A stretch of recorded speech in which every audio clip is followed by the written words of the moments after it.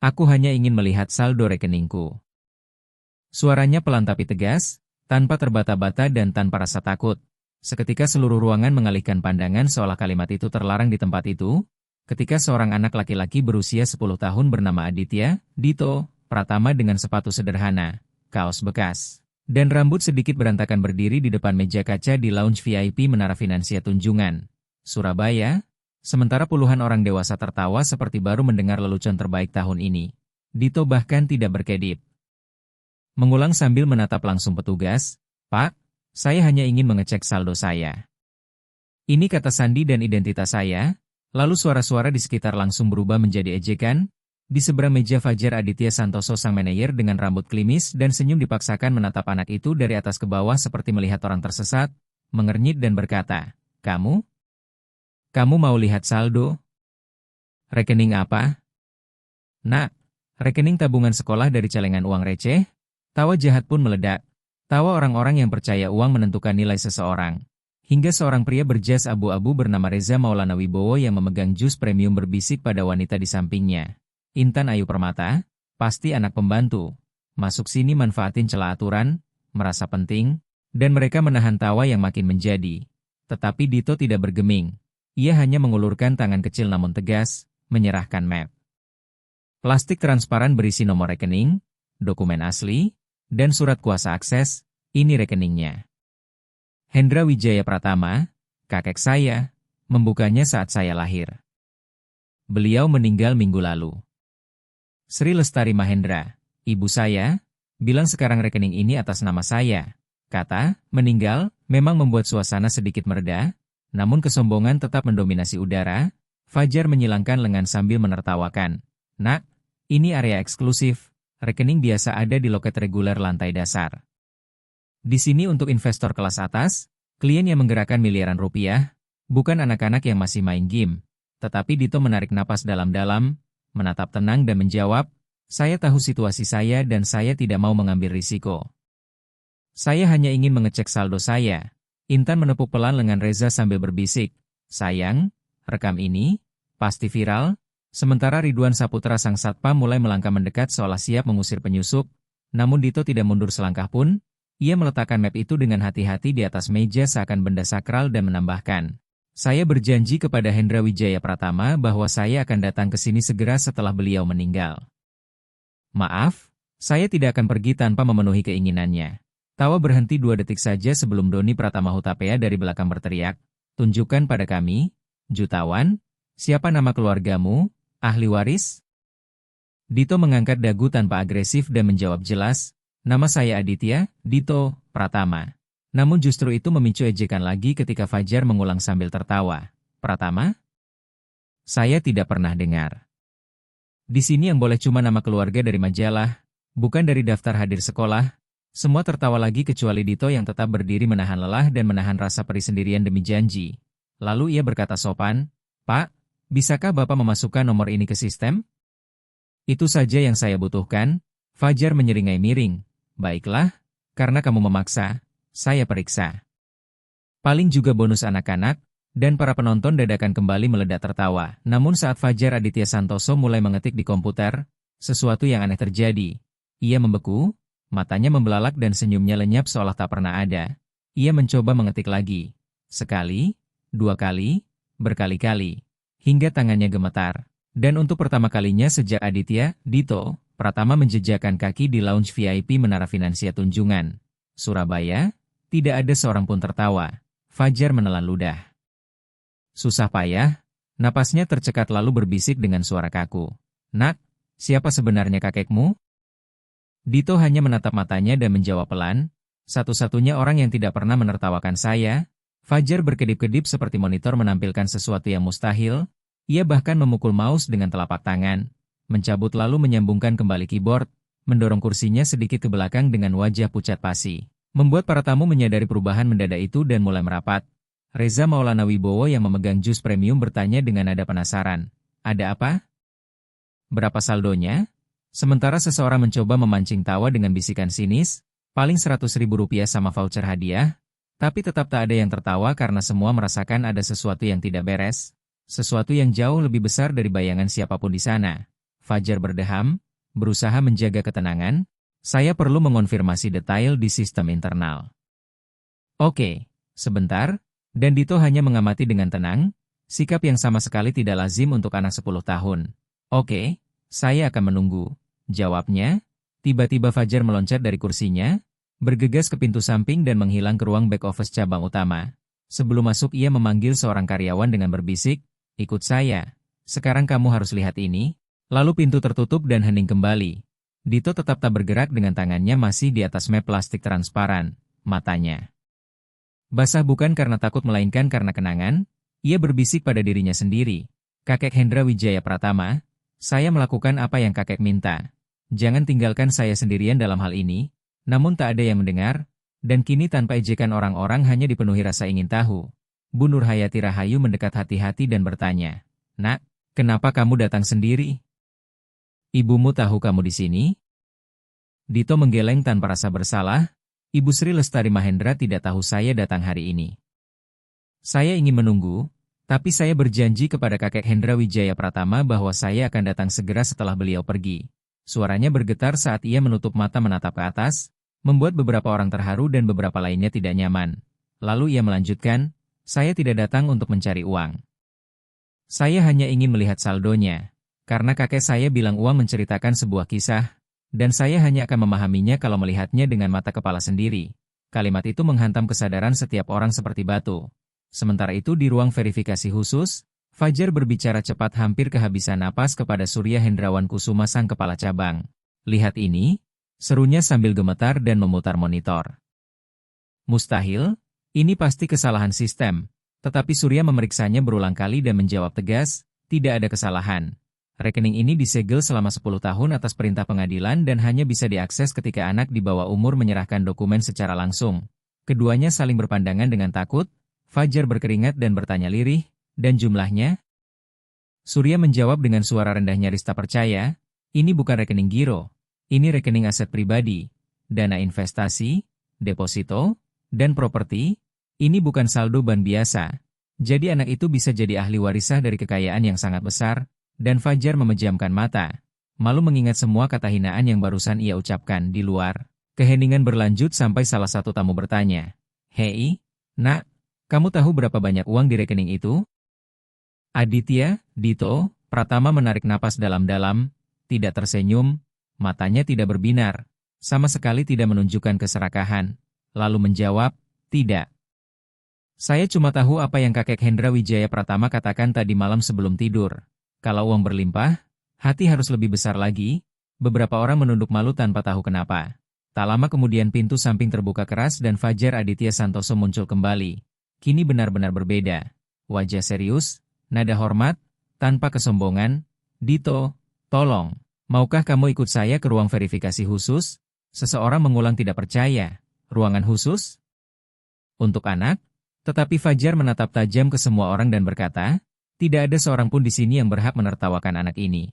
Dan percayalah, tidak ada satupun dari kalian yang punya apa yang dia miliki." Suasana berubah total. Dito menggenggam map plastik transparan lebih erat dan tidak langsung melangkah. Ia bertanya pelan, "Ibu, boleh masuk dengan saya?" Fajar tersenyum tanpa ironi. "Tentu, di mana beliau?" Dito menunduk, "Ibu Sri Lestari Mahendra sedang bekerja, tidak bisa datang, tapi saya datang karena saya berjanji." Lalu Surya Hendrawan Kusuma muncul di belakang Fajar dengan ekspresi serius dan hormat. "Selama ibumu tidak ada, kami akan ada di sisimu. Karena hari ini, Dito, dunia harus memperlakukanmu seperti yang kakekmu inginkan." Dito menarik napas dalam-dalam dan untuk pertama kalinya sejak masuk ia nyaris menangis. Bukan karena sedih, tapi karena lega. "Baik, saya siap," katanya, lalu ia pergi bersama mereka. Pintu kaca ruang verifikasi khusus tertutup di belakangnya dan tak seorang pun di luar tahu bahwa anak itu tidak akan sekadar melihat angka. Ruangan itu kecil dengan meja kayu terang, 2 kursi, lampu menyala, dan monitor yang terhubung ke sistem internal ban. Tanpa kemewahan namun penuh keheningan, Fajar menutup pintu hati-hati. Berbeda sekali dari beberapa menit sebelumnya karena ia tidak ingin siapapun di luar mendengar apapun. Tanpa suara, tanpa napas, tanpa emosi. Surya menunjuk kursi. "Dito, kamu bisa duduk di sini. Jangan takut, tidak ada yang akan menyakitimu." Dito duduk perlahan dengan kaki menggantung karena tidak sampai lantai.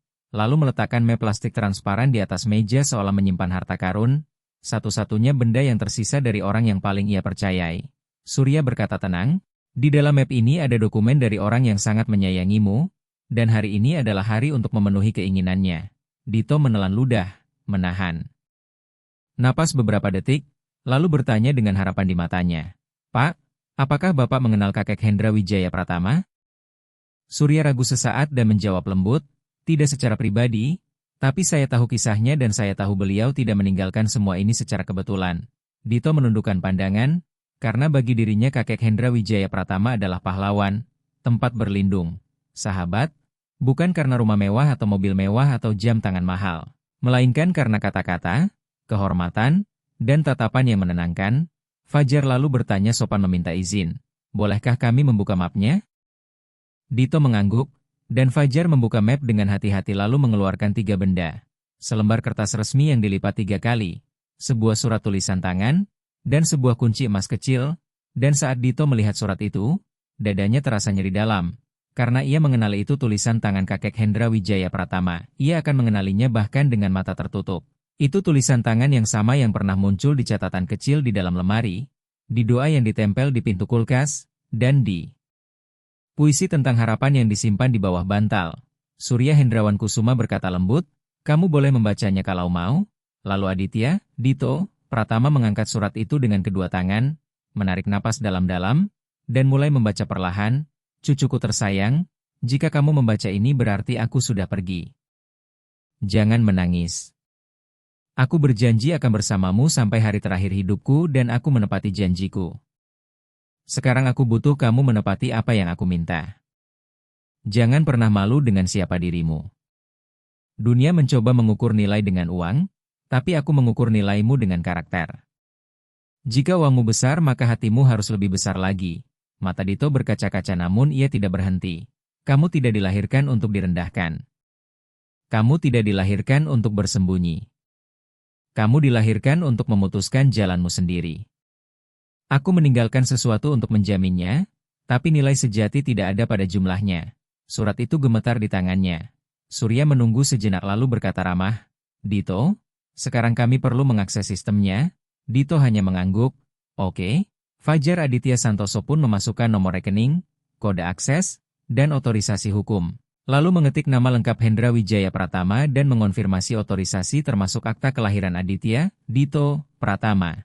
Monitor mulai memuat, awalnya hanya muncul berkas, lalu berbagai kode aset, dana, dan tanggal transaksi, hingga akhirnya muncul baris terakhir tentang total saldo tersedia setelah penyerahan kepada ahli waris. Muncul sebuah bar abu-abu sementara angkanya masih tersembunyi, dan sambil menunggu perintah terakhir Fajar menarik napas dalam-dalam. Menggenggam mouse, sebelum mengungkapkannya padamu, Dito, aku perlu menanyakan pertanyaan penting. Dito mengusap air matanya dengan punggung tangan. Tanya saja, Fajar berkata pelan, apa kamu mengerti? Bahwa setiap keputusan yang kamu ambil mulai sekarang bisa mengubah hidupmu selamanya? Dito ragu sekejap lalu menjawab tegas, saya mengerti. Kakek Hendra Wijaya Pratama mempersiapkan saya untuk ini. Surya mengamati lalu menambahkan, hanya ada satu langkah terakhir. Kami perlu konfirmasi verbal bahwa kamu benar-benar ingin melihat saldomu sekarang tanpa kehadiran keluarga dewasa. Apakah kamu yakin? Dito menatap tangannya sendiri, menatap surat itu, lalu menatap kunci emas kecil itu. Ia tahu jika tidak melakukannya sekarang mungkin ia tak akan pernah punya keberanian lagi. Maka ia menjawab pelan namun mantap, saya ingin melihatnya. Fajar mengklik, layar mulai terbuka perlahan. Pertama muncul 2 kata, aset terkonsolidasi. Lalu mulai memuat deretan digit yang luar biasa besar. Lebih besar dari yang bisa dibayangkan siapapun di ruangan itu. Tetapi sebelum jumlah total muncul, sistem berkedip dan semuanya membeku 1 detik. Semua menahan napas, Dito tidak berkedip, dan tepat ketika angka itu hendak muncul, seseorang menggedor pintu keras-keras dan sebuah suara dari luar berteriak, buka sekarang. Saya harus bicara dengannya. Mata Surya membelalak, siapa di sana? Suara itu menjawab putus asa hampir menangis, saya ibunya. Jangan biarkan dia melihatnya sendiri. Pintu hampir lepas dari engsel saat teriakan itu datang lagi. Pak, tolong. Suaranya gemetar seolah baru berlari jauh berkilometer-kilometer. Surya Hendrawan Kusuma menarik napas dalam-dalam, memberi isyarat kepada Fajar Aditya Santoso lalu membuka pintu dengan hati-hati, dan Sri Lestari Mahendra, ibu dari Aditya, Dito, Pratama, masuk berlari kehabisan napas dengan air mata mengalir di wajahnya dan celemek masih terikat di pinggang seolah ia meninggalkan pekerjaannya setengah jalan, rambutnya terikat terburu-buru menandakan ia bahkan tak sempat berbenah. Ia langsung berlari ke arah Dito dan memeluknya erat seperti menemukan seseorang yang hilang bertahun-tahun, membuat Dito terdiam karena tak mengerti kepanikan itu. "Ibu, ada apa?" "Saya baik-baik saja," katanya. Namun Sri memegang bahu anaknya dan menatap matanya seperti mencari luka yang tak terlihat. "Kamu tidak bisa melihatnya sendiri. Kamu tidak mengerti." Surya mencoba menengahi dengan tenang. "Ibu Sri, anak ibu aman. Kami hanya mengikuti prosedur. Dia punya hak penuh atas warisan yang ditinggalkan Hendra Wijaya Pratama." Tetapi Sri memotong dengan suara pecah. "Saya tahu apa yang ayah mertua saya tinggalkan, tapi kalian tidak tahu sisanya. Kalian tidak tahu beban yang dibawanya." Dito mengerutkan kening gelisah. "Ibu, ibu membuat saya takut." Sri mengusap matanya mencoba menenangkan diri. Ia yang tak pernah tampak lemah, tak pernah menangis, selalu menyelesaikan semuanya sendiri. Namun saat itu seolah lantai hilang dari bawah kakinya. Ia duduk, menarik napas dalam-dalam dan berkata pelan, "Sebelum kamu melihat angka itu, kamu perlu tahu sesuatu yang aku simpan sendiri selama 10 tahun, sesuatu yang kalau aku bisa kembali ke masa lalu, akan aku katakan." Lebih awal, Surya menjaga jarak demi hormat sementara Dito semakin bingung. "Ibu, apa yang begitu serius?" Sri menatap surat Hendra Wijaya Pratama di atas meja. Surat yang dulu ia larang dibuka sebelum waktunya dan yang bahkan ia sendiri tak berani membaca sampai tuntas. Lalu dengan tangan gemetar berkata, "Dito, kakekmu tidak hanya meninggalkan uang." Mata Dito membelalak. "Maksudnya?" Sri menarik napas dalam-dalam mengumpulkan keberanian. "Beliau meninggalkan tanggung jawab dan juga bahaya. Dan sepanjang hidupmu aku mencoba melindungimu dari itu." Dito semakin bingung. "Bahaya dari apa?" Sri menelan ludah susah payah. "Nak, alasan kamu tumbuh tanpa ayah berkaitan dengan uang ini?" Hening total menyelimuti ruangan sampai AC pun seakan tak berbunyi. Surya perlahan bersandar ke meja. "Bu, ini serius? Ibu perlu menjelaskan." Sri mengusap dadanya seperti menahan jantungnya. "Ayahmu tidak pergi dengan kemauannya sendiri. Dia menghilang setelah menemukan apa yang sebenarnya dimiliki ayahnya." "Kakekmu?" Warna wajah Dito memudar. "Bagaimana?" Sri ragu lalu menjawab, "Dia menemukan bahwa kekayaan yang ditinggalkan kakekmu tidak sesederhana kelihatannya. Ada orang-orang yang menginginkannya, yang tidak bisa menerima bahwa kakekmu meninggalkan semuanya untuk cucunya." Surya merosot di kursinya dan menegaskan, "Ini bukan hanya warisan, ini penyelesaian masalah yang tidak pernah selesai." Dito perlahan mengepalkan tangan di atas surat itu karena selama ini ia mengira ayahnya pergi begitu saja, tak sanggup menanggung kemiskinan dan menyerah pada keluarga. Namun kini ia tahu kenyataannya berbeda. "Ibu, kenapa ibu tidak pernah memberitahu saya?" Air matanya akhirnya jatuh. Sri menjawab lirih penuh cinta, "Karena aku ingin kamu punya masa kecil. Nak, itu saja. Aku tidak ingin kamu hidup sambil terus menoleh ke belakang seperti yang ayahmu lakukan." Surya bertukar pandang cemas lalu bertanya, "Ibu Sri, apakah ini mengandung risiko bagi ibu?" Dan Sri mengangguk, "Jika jumlahnya sebesar yang aku bayangkan, ya, ada risikonya. Dan aku tidak ingin anakku mengetahuinya sendirian." Aditya, Dito, Pratama menatap monitor yang masih setengah memuat. Angka raksasa itu belum sepenuhnya terungkap seperti monster tidur yang siap terbangun. Ia menarik napas dalam-dalam lalu berkata mantap, "Ibu, saya harus melihatnya. Kakek Hendra Wijaya Pratama meninggalkannya untuk saya. Beliau percaya pada saya. Saya tidak bisa lari." Sri Lestari Mahendra membelai wajah anaknya dengan campuran kelembutan dan ketakutan. "Aku tahu, Nak. Dan karena itu aku akan berada di sisimu sekarang dan selamanya."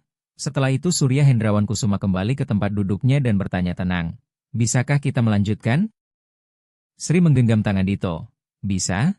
Fajar Aditya Santoso mendekati layar dan meletakkan kursor di atas tombol terakhir. "Dito, ketika saya mengklik, jumlah total akan muncul dan mulai sekarang tidak ada yang akan sama. Apakah kamu yakin?" Dito menarik napas dalam-dalam dan menjawab tegas, "Ya." Fajar mengklik dan layar mulai mengungkap angka yang luar biasa, terus bertambah tanpa akhir, membuat Sri menutup mulutnya karena terkejut. Namun tepat saat itu pintu yang setengah terbuka tiba-tiba terhempas lebar dan seorang pria tinggi masuk terengah-engah dengan wajah ketakutan berteriak, "Berhenti! Jangan tunjukkan saldonya." Sri berbalik perlahan dan suaranya nyaris tak terdengar. Tidak mungkin. Sementara Dito merasa kakinya melemah karena pria di depan mereka adalah satu-satunya orang yang ia kira telah meninggal. Ruangan langsung membeku. Surya mundur selangkah tanpa sadar. Fajar terpaku dengan tangannya masih dekat keyboard. Sri membutuhkan beberapa detik untuk kembali bernapas. Pria di pintu itu pucat pasi dengan dada naik turun seolah habis berlari jauh. Janggut tipisnya menandakan malam-malam tanpa tidur. Dan pakaiannya yang sederhana tampak asing di ruangan ber-AC, marmer, dan pintu otomatis itu. Namun matanya menceritakan segalanya. "Tolong, jangan tunjukkan saldonya." Ulangnya dengan suara lebih rendah seperti permohonan putus asa. Dito terpaku. Tubuhnya tak bereaksi tetapi matanya mengenali sesuatu yang akrab. Sri meletakkan tangan di dadanya merasa lantai berputar. "Aku tidak percaya ini," gumamnya terisak. Pria itu menatap Sri lalu menatap Dito. Dan saat pandangan mereka bertemu, keheningan yang tidak nyaman menyelimuti ruangan seolah hanya mereka yang ada. Pria itu melangkah perlahan dan berhenti 3 langkah dari anak itu. "Dito?" Tanyanya hampir menangis. Dito menelan ludah. "Bagaimana? Bagaimana Bapak tahu nama saya?" Sri mencoba bicara namun suaranya hilang. Air mata mengalir tak terkendali. Pria itu menutup mata sejenak, menarik napas dalam-dalam seolah menahan rasa sakit bertahun-tahun, lalu berkata dengan suara terputus-putus, "Karena aku ayahmu." Dito merasa kakinya lemas dan dunia menjauh darinya. Ia mencari pegangan namun hanya menemukan ketakutannya sendiri. "Ayah, saya?" Tanyanya pelan seakan kata itu asing. Pria itu mengangguk dengan air mata di pipinya. "Aku tidak pernah meninggalkanmu, Nak." "Tidak pernah, dan aku tahu kamu tumbuh dengan percaya itu, tapi itu tidak benar." Sri menutupi wajahnya dengan kedua tangan. Surya menatap Ridwan Saputra dengan cemas, sementara Fajar kebingungan apakah harus mematikan komputer atau memanggil seseorang. Aditya, Dito, Pratama merasakan semuanya sekaligus. Marah, lega, penasaran, tidak percaya, rindu. Bahkan tanpa tahu apakah ia boleh merindukan seseorang yang tidak sepenuhnya ia ingat. Ia menarik napas dalam-dalam dengan mata penuh air mata dan bertanya, "Kalau Bapak benar ayah saya, lalu kenapa Bapak menghilang?" Pria itu menundukkan kepala seolah pertanyaan itu menembus dadanya. "Aku?" katanya memulai namun suaranya pecah. Ia menarik napas panjang dan mencoba lagi. "Aku diancam. Aku tidak bisa tinggal. Aku tidak bisa mempertaruhkanmu." Kakek Hendra Wijaya Pratama tahu. Karena itu beliau melakukan apa yang beliau lakukan. Uang itu bukan hadiah, itu alasan bahayanya.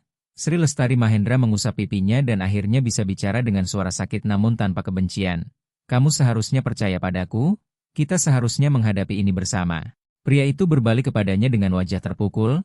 "Aku mencoba kembali, Sri. Bertahun-tahun aku mencari cara yang aman tapi tidak pernah menemukannya. Aku baru tahu ayahmu meninggal. Ketika aku mencarinya dan menyadari waktu sudah habis." Lalu ia menatap Dito lagi. "Aku datang hari ini karena dengar saldo akan ditampilkan. Jika angka itu muncul, orang berbahaya bisa mencari pemiliknya. Aku tidak bisa membiarkan anakku menghadapi risiko yang sama." Dito menarik napas dalam-dalam menahan air mata. "Saya hanya ingin mengecek saldo saya," katanya hampir berbisik. "Tapi sekarang saya tidak tahu lagi apakah saya mau melihatnya." Sang ayah, Bagas Rahman Pratama, melangkah perlahan dan meletakkan tangannya di bahu Dito. "Dito, saldo itu bisa mengubah hidupmu, tapi juga bisa mengacaukan semuanya. Satu-satunya hal yang benar-benar penting sekarang adalah kebenaran." Dito menatap monitor yang membeku dengan bar loading terhenti. Merasa sendirian di hadapan keputusan yang bahkan orang dewasa pun takut mengambilnya. Surya Hendrawan Kusuma berdeha mencoba profesional.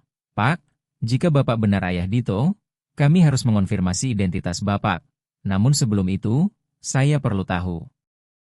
Apakah Bapak ingin melanjutkan atau menghentikan proses pengecekan saldo?" Suasana menjadi berat dan semua menunggu jawaban Dito, termasuk ayahnya sendiri. Lalu Dito menatap ibunya dan bertanya pelan, "Ibu, apa yang harus saya lakukan?" Sri mengusap air mata, menarik napas dalam-dalam dan menjawab penuh kasih. "Nak, sekarang kamu tidak harus memilih uang, tapi kamu harus memilih siapa dirimu dan siapa yang ingin kamu jadi mulai sekarang." Dito menatap ayahnya, lalu layar, lalu surat di meja dan berkata mantap, "Sebelum memutuskan, saya ingin mendengar semuanya. Seluruh kebenaran dari awal tanpa rahasia." Bagas menarik napas dalam-dalam, mengangguk perlahan dan berbisik, "Jadi sekarang waktunya." Ia menarik kursi dan duduk di Hadapan anaknya bersiap bercerita. Namun sebelum sepatah kata terucap pintu kembali terbuka dan seorang wanita berwajah serius masuk dengan pakaian formal serta tas hitam di tangan. Sepertinya saya datang di saat yang tepat, katanya. Semua langsung menoleh ketika ia melangkah tegas dengan tatapan lurus tanpa ragu. Menutup pintu perlahan seolah memisahkan dunia luar dari momen ini. Selamat sore, ucapnya tenang. Nama saya Mayarati Kartikasari, pengacara kakek Hendra Wijaya Pratama sejak sebelum beliau meninggal. Sri mengangkat kepala terkejut. Dito mendengarkan saksama, dan Bagas menelan ludah susah payah dengan wajah terguncang. Mayarati Kartikasari mengamati sekeliling selama beberapa detik, menilai monitor yang membeku saat memuat, ekspresi gugup di setiap wajah, dan ketegangan di udara yang terasa dingin. Lalu ia berkata tenang, saya datang karena menerima notifikasi dari sistem internal BAN bahwa akses saldo telah dimulai. Ini berarti instruksi berikut harus dibacakan sekarang. Fajar Aditya Santoso mengangkat tangan dengan bingung. Tapi Bu, kami belum selesai mengonfirmasi datanya. Maya memberi isyarat singkat dengan kepala. Jangan khawatir. Wasiat tidak bergantung pada persetujuan BAN. Ini sudah resmi. Kalian hanya perlu mendengar sisanya. Aditya, Dito, Pratama. Menatapnya penuh penasaran. Dan masih ada lagi. Maya membuka map, mengeluarkan AMPL 0P tebal dan meletakkannya di atas meja. Tampak tua namun terawat. Ya, Dito, kakek Hendra Wijaya Pratama meninggalkan lebih dari sekadar uang. Beliau meninggalkan penjelasan, dan ini hanya boleh dibaca ketika kamu mencoba mengecek saldo untuk pertama kalinya. Bagas Rahman Pratama menarik napas dalam-dalam dengan gugup seolah tahu apa yang akan terjadi namun berharap ia salah. Bu Maya, panggilnya bergetar, apakah ini harus dilakukan sekarang? Maya menatapnya tajam. Ini perintah dari ayah mertua Anda, dan beliau tidak pernah memberi perintah tanpa alasan. Dito mengamati dengan jantung berdebar, merasakan bahwa perempuan ini adalah kunci dari semua rahasia bertahun-tahun, lalu ia menarik kursi dan duduk perlahan. Bisakah ibu membacakannya? Saya ingin tahu apa yang kakek ingin sampaikan kepada saya. Maya mengangguk dan mengeluarkan selembar kertas tulisan tangan dari amplop dengan kaligrafi tegas, indah, dan rapi. Seolah Hendra Wijaya Pratama telah berlatih lama, ia menarik napas, membuka surat, dan mulai, cucuku tersayang. Jika kamu mendengar pesan ini berarti kamu sudah besar dan sedang mencari keseimbanganmu. Namun sebelum angka itu, kamu perlu mengetahui sejarahmu. Kebenaran tidak pernah disembunyikan untuk menyakitimu, melainkan untuk menyelamatkanmu. Dito mencengkeram sandaran kursi. Sri Lestari Mahendra menutup mulutnya dengan jari. Bagas menundukkan kepala nyaris menangis. Maya melanjutkan dengan nada tegas, ketika ayahmu menghilang, bukan karena ia meninggalkan keluarganya. Ia diikuti. Ada orang-orang berbahaya yang menginginkan sesuatu yang mereka kira kami miliki. Kata Sandi menuju uang yang bukan milik mereka. Ia menjauh untuk melindungimu dan menyelamatkanmu meski mereka membencinya. Sri mulai menangis dalam diam karena lega bercampur rasa bersalah. Dito menatap Bagas dengan pandangan berbeda. Maya menegaskan, dan jika saldo sedang diperiksa, berarti sekarang cukup aman untuk kebenaran terungkap. Ingat, Dito, uang bukan hadiahnya. Ini hanya bukti bahwa tak seorang pun berhasil menghancurkan apa yang menjadi milik keluarga kita. Ia berhenti sejenak dan membalik halaman. Sekarang, cucuku, dengarkan baik-baik, uang ini hanya akan diserahkan jika kamu memilih akhirnya. Ya, ada dua pilihan dan hanya kamu yang menentukan bagaimana hidupmu mulai sekarang. Mata Dito membesar, dua pilihan? Tanyanya pelan. Maya mengangguk serius. Ya, dua, dan ini bukan tentang menjadi kaya atau miskin. Ini tentang takdir. Ia meletakkan amplop di atas meja, membuat ketiganya menatap tajam seolah benda itu terlalu berbahaya untuk disentuh. Lalu menambahkan, keputusanmu melibatkan lebih dari sekadar uang. Dan sebelum mengungkapkan pilihannya, perlu kamu ketahui bahwa kakekmu meninggalkan satu rekaman terakhir yang tersimpan di sistem bank untuk ditampilkan. Fajar Aditya Santoso menelan ludah susah payah. Sebuah rekaman? Ya, gumamnya. Dan Mayarati Kartikasari menegaskan bahwa rekaman itu hanya bisa diputar jika Bagas Rahman Pratama, Sri Lestari Mahendra, dan Aditya, Dito, Pratama hadir, persis seperti sekarang. Membuat semuanya membeku seolah Hendra Wijaya Pratama masih ada di sana mengendalikan takdir bahkan setelah wafat. Lalu Maya berbalik kepada Fajar dan berkata tegas, tolong buka filenya, video wasiat itu adalah tahap akhir. Fajar menjentikan jarinya dengan tangan gemetar. Monitor menjadi hitam dan terdengar suara yang dalam, lambat, emosional. Jika kamu mendengar ini, duduklah. Apa yang akan kukatakan mengubah segalanya? Layar tetap hitam beberapa detik. Dito meremas tangannya di antara kedua kakinya seperti menahan detak jantung. Sri menundukkan kepala bersiap menghadapi yang terburuk. Bagas menarik napas panjang seolah menghadapi masa lalu yang tak pernah bisa dikuburkan. Lalu akhirnya gambar muncul. Hendra Wijaya. Pratama duduk di kursi sederhana dengan pakaian biasa tanpa jam tangan mahal, tanpa latar rumah mewah, hanya cahaya redup menerangi wajahnya. Ia tampak lebih kurus daripada foto-foto tetapi tatapannya penuh kebenaran. Tatapan yang mirip milik Dito. Dan ia mulai berbicara seolah hidup di saat itu juga. Jika kalian melihat ini, berarti cucuku sudah cukup umur untuk memahami kebenaran, dan anakku tidak perlu lari lagi. Bagas memejamkan mata dan menelan ludah susah payah. Suara itu melanjutkan. Tanpa marah dan tanpa berteriak namun dengan beban yang tak mungkin diabaikan, aku tidak pernah ingin siapapun di sini menjadi budak uang. Banyak hal bisa dibeli, tapi lebih banyak yang hancur ketika jatuh ke tangan yang salah, dan kalian sudah melihatnya. Anakku, aku menyesal tidak melihatmu tumbuh, aku berdoa agar kamu dilindungi, bukan agar kamu menjadi seperti kami. Kamu berbeda, kamu bagian baik dari keluarga ini, dan karena itu hanya kamu yang bisa memilih. Sri menangis dalam diam. Bagas gemetar dengan wajah memerah menahan air mata dan harga diri yang terluka.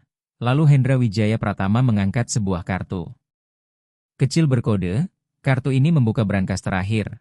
Di dalamnya ada amplop yang berisi keputusanmu, tapi pertama aku butuh kamu mendengarkan baik-baik apa yang kamu pilih. Ia mengangkat satu jari seperti guru yang mengajar pelan. Pilihan pertama, kamu bisa menerima seluruh jumlahnya. Kamu akan menjadi jutawan saat masih anak-anak. Tapi kamu tidak akan pernah punya kehidupan normal lagi. Banyak orang akan mendekat, memanfaatkan, menipu, kamu mendapat uang dan mungkin kehilangan kedamaian.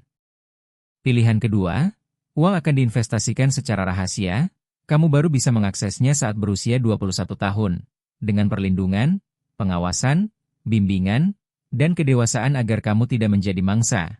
Semuanya legal dan aman. Dito terpaku. Hendra menarik napas dalam lagi. Pilihan ketiga, kamu bisa menolak uangnya. Itu akan membebaskanmu dari semua beban warisan ini, dari kesalahan keluarga kita, dan dari tatapan yang selalu mengawasi apa yang bukan milik mereka. Mata Dito terbuka lebar karena tiga pilihan itu tak ada yang mudah. Lalu Hendra menoleh ke samping, menarik napas dan menambahkan, tapi sebelum memilih, kamu harus mendengar orang yang tidak pernah punya suara. Ayahmu.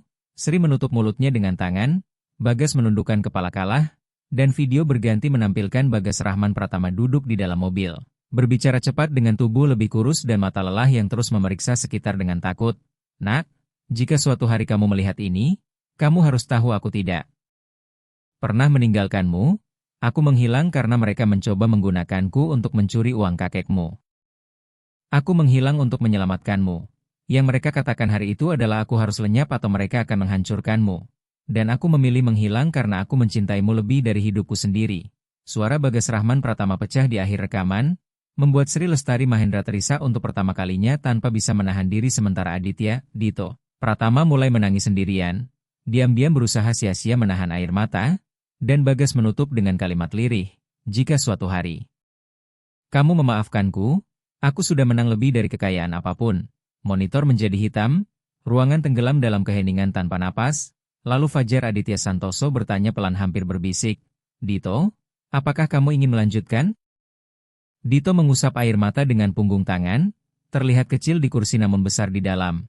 Saya mau, jawabnya tegas. Maya Ratih Kartikasari mengangguk dengan mata berkaca-kaca.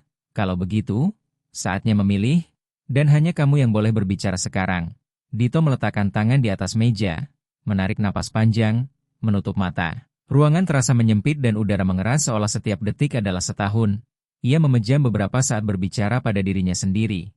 Ia bukan orang dewasa, bukan sarjana, bukan pengusaha atau penasihat, namun memiliki kemurnian nurani yang banyak orang dewasa telah kehilangan. Ketika membuka mata ia tak lagi gemetar karena keputusan sudah diambil. Maya, Fajar, Bagas, dan Sri menunggu seperti di hadapan Hakim Agung. Bolehkah saya bicara? Tanya Dito sopan. Fajar mengangguk. Tentu, keputusan ada padamu. Dito menatap ayahnya lebih dulu tanpa marah atau menyalahkan, seolah mencoba memahami hal yang belum ia ketahui. Ketika saya datang ke sini, saya pikir saya ingin uang, karena semua orang membicarakannya dan seolah hanya orang beruang yang penting. Sri menangis dalam diam. Bagas menatap anaknya seperti baru pertama kali benar-benar melihatnya. Tapi sekarang saya mengerti uang tidak menentukan siapa dirimu. Uang hanya menunjukkan siapa kamu sebenarnya. Dan saya masih tumbuh. Saya bahkan belum tahu akan jadi siapa. Ia menoleh kepada Maya lalu Fajar. Jika saya punya uang itu sekarang, orang akan mencoba membeli saya, mengikuti saya. Memperlakukan saya berbeda. Saya akan jadi target, bukan manusia. Ia menarik napas dengan ketenangan yang mengejutkan. Jadi saya tidak mau kaya sekarang. Saya ingin menjadi anak-anak dulu. Keheningan yang indah dan tulus menyelimuti ruangan hingga Fajar condong ke depan. Jadi apa keputusanmu? Mata Dito bersinar tanpa ragu. Saya memilih pilihan kedua. Uang diinvestasikan, disembunyikan, dan dilindungi. Saya hanya akan terlibat ketika saya sudah cukup dewasa. Maya membetulkan kacamatanya. Dengan wajah tersentuh, itu keputusan yang sangat bijaksana. Dito, namun Dito masih menatap orang-orang dewasa seolah memberi nasihat kepada dunia. Saya tidak mau cepat besar, tidak mau terkenal, tidak mau hidup untuk menyenangkan siapapun. Saya ingin belajar, punya teman-teman normal, bermain, membuat kesalahan, dan belajar tanpa ada orang yang mencoba membeli senyum saya. Sri menangis lebih keras, kini tangis lega. Lalu tiba-tiba Dito mengangkat telunjuknya, tapi ada satu permintaan. Semua menatapnya tajam. Saya ingin sebagian uang digunakan sekarang, tapi bukan untuk saya. Fajar Aditya Santoso membelalakan mata bingung. Untuk siapa? Dito? Dan Aditya, Dito, Pratama menjawab dengan kesederhanaan anak kecil namun kebijaksanaan yang terasa tua. Bahwa ia ingin menolong anak-anak lain yang tidak pernah punya kesempatan. Anak yang tidur lapar, sekolahnya tidak layak, tak ada yang bertanya kabarnya. Dan tumbuh dengan keyakinan mereka dilahirkan untuk kalah. Sri Lestari Mahendra spontan menutup mulutnya dengan tangan. Bagas Rahman Pratama memejamkan mata seolah hancur. Di dalam, Maya Ratih Kartikasari meletakkan tangan di dadanya. Dan Fajar harus menarik napas dalam-dalam ketika Dito menambahkan tegas, saya ingin sebagian uang itu menjadi kesempatan bagi mereka yang dilahirkan tidak terlihat, karena tidak ada yang pantas sendirian di awal kehidupan. Tidak ada yang memotret, tidak ada yang bertepuk tangan, tidak ada yang merekam video. Dan momen itu, tanpa kemewahan, tanpa sorotan, justru terukir sebagai salah satu hari paling indah yang pernah disaksikan Ban. Itu, Maya bertanya dengan suara gemetar, berapa persen yang ingin kamu donasikan? Dito tersenyum tulus, cukup untuk mengubah banyak cerita, tapi tidak cukup untuk mengakhiri cerita saya. Dan semua orang langsung paham. Bagi seorang anak jenius itu terdengar brilian, bagi pengusaha itu strategis, bagi orang dewasa yang terluka itu nyaris mustahil. Namun bagi anak berhati murni itu terasa sesederhana bernapas. Fajar menutup laptopnya, mengusap sudut matanya diam-diam lalu berkata pelan namun mantap. Mulai hari ini, Dito, selain menjadi ahli waris, kamu menjadi pendiri. Mata Dito melebar. Pendiri apa? Fajar tersenyum kecil. Yayasan Pratama, untuk anak-anak yang berhak punya masa depan. Sri memeluk Dito untuk pertama kalinya tanpa takut melukainya. Dan Bagas mendekat perlahan seperti seseorang yang pulang dari pengasingan emosional, berlutut di depan anaknya dan berkata dengan suara pecah oleh kebenaran. Nak, tidak pernah seumur hidup aku merasa sebangga ini pada siapapun. Dito tidak tergoda oleh uang. Ia memeluk Bagas dan pelukan itu lebih berharga daripada brankas manapun. Ban. Menjadi hening ketika mereka pergi, tidak lagi terasa seperti tempat yang beberapa menit sebelumnya dipenuhi ketegangan, ketakutan, dan harapan skandal. Kini yang tertinggal hanya rasa hormat. Bukan karena uang, melainkan karena kebaikan seorang anak. Dito menuruni tangga perlahan sambil menggandeng tangan Sri. Sementara Bagas mengikuti dari dekat seolah memastikan tak ada hal buruk terjadi lagi pada anaknya, baik di Menara Finansia Tunjungan, Surabaya maupun di rumah, di luar, malam sejuk dan angin bertiup lembut seakan dunia membersihkan udara lama untuk menyambut babak baru. Mau makan sesuatu? Tanya Sri. Dito berpikir beberapa detik. Dulu ia pasti meminta nasi goreng, bakso, es teh manis, es krim seperti anak-anak pada umumnya. Namun kini tanpa bisa menjelaskan, ada yang berbeda di dalam dirinya. Mungkin nanti. Bu, saya ingin pulang dulu. Kedua orang tua saling berpandangan karena belum pernah mendengar nada setenang itu darinya. Tanpa cemas, tanpa terburu-buru, hanya damai. Mereka naik mobil, kota terasa berbeda meski tetap Surabaya. Dan ketika mobil berhenti di depan rumah sederhana di Wonokromo, Bagas mematikan mesin lalu menoleh kepada Dito. Nak, aku perlu minta maaf padamu, dan Dito menatapnya dengan tenang. Maaf, untuk apa? Tanya Aditya, Dito, Pratama. Dan Bagas Rahman Pratama butuh beberapa detik untuk mengumpulkan keberanian sebelum akhirnya berkata jujur meski tidak sempurna. Aku ingin kamu menjadi apa yang aku impikan, dan aku lupa bertanya kamu ingin menjadi apa? Sri Lestari Mahendra menarik napas dalam-dalam menahan emosi.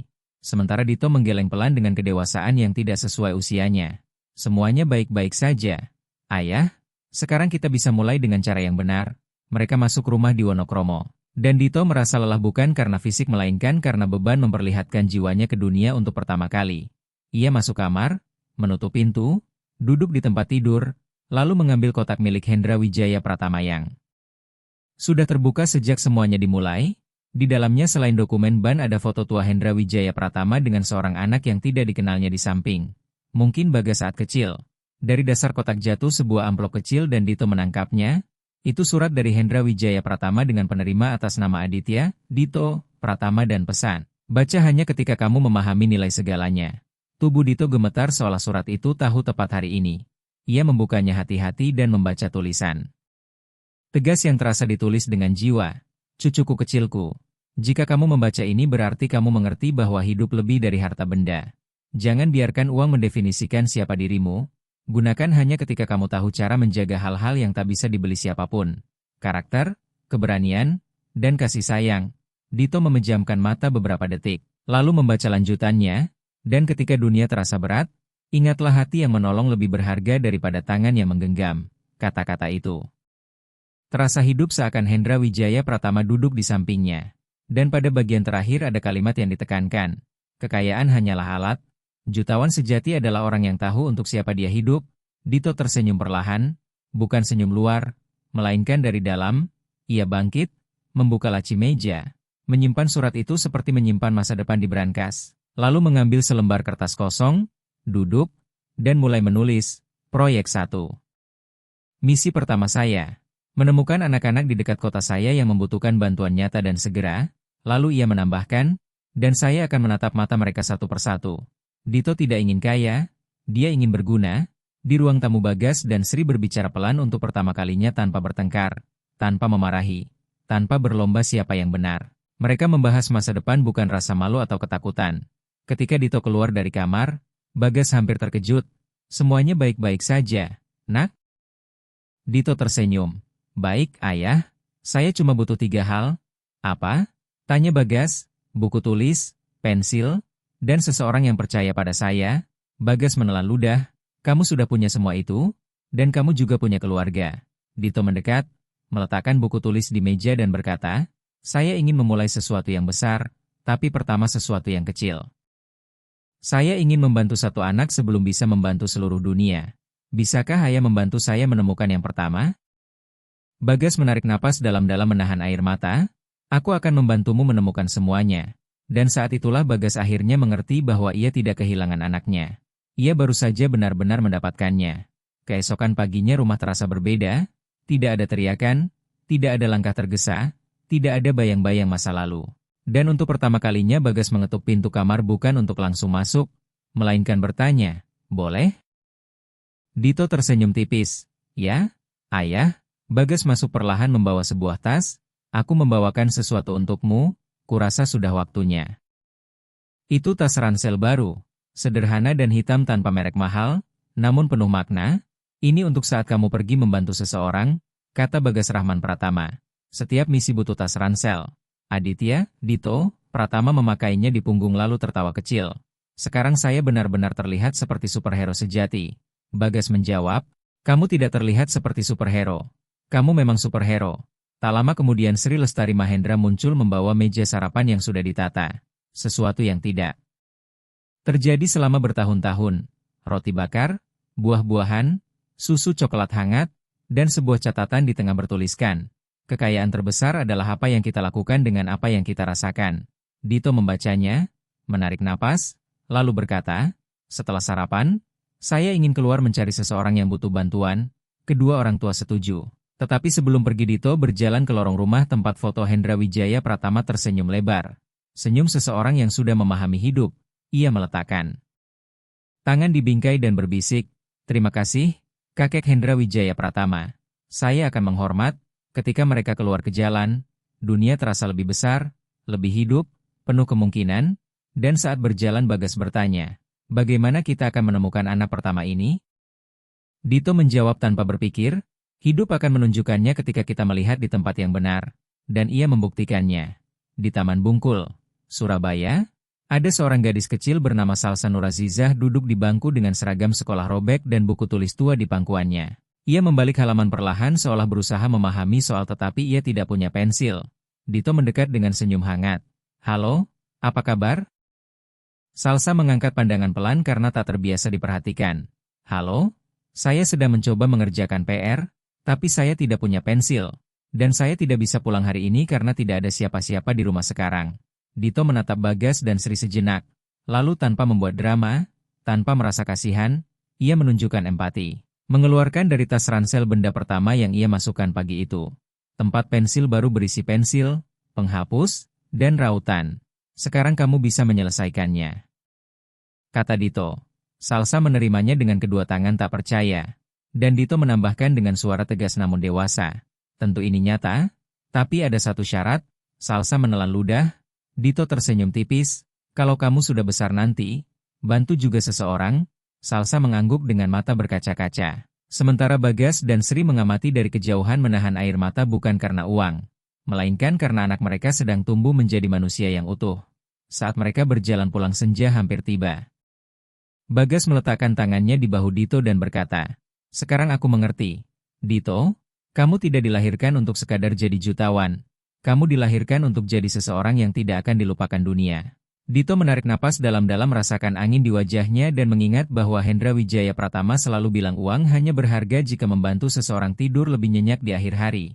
Malam ini seseorang akan tidur lebih nyenyak, dan saat itulah Bagas menyadari uang tidak mengubah.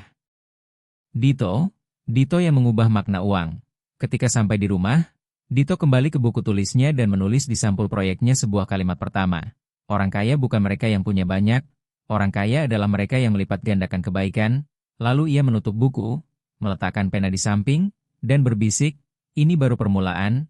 Jika kisah ini menyentuh hatimu, tulis di komentar, saya ingin berbuat kebaikan, dan dukung kanal ini, karena kisah selanjutnya akan lebih menyentuh hatimu.